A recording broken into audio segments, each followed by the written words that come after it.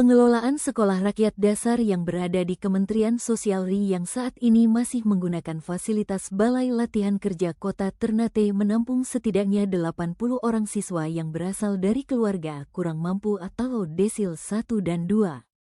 Dari kuota 100 siswa yang diberikan oleh Kementerian Sosial RI, SRD Maluku Utara hanya bisa memenuhi 80 siswa yang terdiri dari siswa putus sekolah, siswa kurang mampu.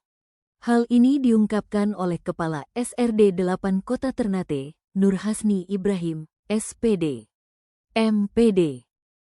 Oh ya, untuk sementara 80 orang ini itu semuanya dari Kota Ternate. Belum ada dari luar, semuanya dari Kota Ternate. Dia pakai zona juga Bu kalau sekolah rakyat? Ya, jadi untuk perbedaan sekolah rakyat dengan sekolah reguler itu bahwa sekolah rakyat itu tidak ada pendaftaran seperti dengan sekolah reguler yang ada zona-zonanya. Kalau kita sekolah rakyat itu pendaftarannya tidak ada pendaftaran, jadi mereka itu sesuai dengan data TSN yang ada di dinas sosial.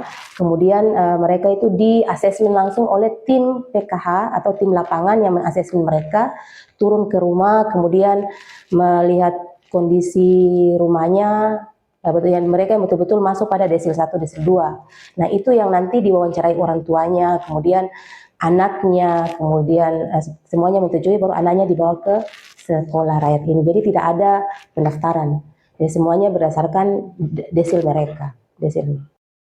Siswa yang saat ini menjadi murid di Sekolah Rakyat Dasar 8 Kota Ternate yang diasramakan di BLK, semua keperluan mulai dari keperluan tempat tinggal, makan minum, pakaian dan keperluan sekolah dianggarkan oleh Kementerian Sosial RI.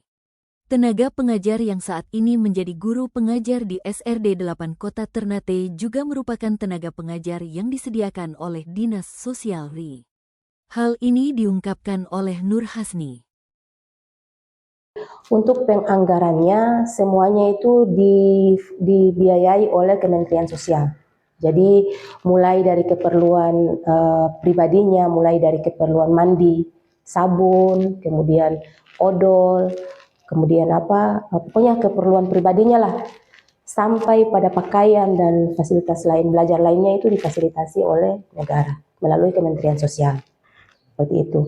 Kalau untuk sarana operasional, sarana prasarananya, semuanya itu difasilitasi oleh Kementerian Sosial dananya. Sementara itu menurut Wali Asrama SRD 8 Kota Ternate, Iksan Nasir, setiap siswa yang ada di asrama setiap bulannya akan diberikan waktu untuk mengunjungi keluarganya dalam sehari atau sebaliknya orang tua dari para siswa boleh untuk dating berkunjung ke asrama untuk melihat dan menjenguk anaknya sesuai dengan ketentuan waktu kunjungan asrama. 1 bulan 1 kali diizinkan. Bisa pulang, bisa untuk jenguk orang tua juga bisa datang. Jadi selama ini yang kendala yang dihadapi Bapak saat anak-anak di asrama itu apa? Kendala kita kalau untuk kebutuhan sekolah mungkin masih banyak. Tapi kendala untuk asrama, ya begitulah kalau kondisi anak-anak kita untuk saat ini karena memang sekolah kita baru dan siswa juga tidak semua siswa itu dari pakai kategori Pak. Jadi pakai desil itu, jadi desil 1 sampai 5 saja.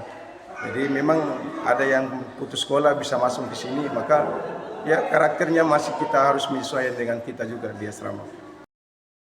Nur Hasni menambahkan dengan waktu penggunaan gedung BLK yang hanya 1 tahun ini, Nur Hasni berharap pemerintah sudah bisa merealisasikan pembangunan Sekolah Rakyat Dasar 8 Kota Ternate dengan bangunan permanen untuk lebih menunjang aktivitas belajar mengajar sesuai dengan apa yang telah menjadi program pemerintah saat ini.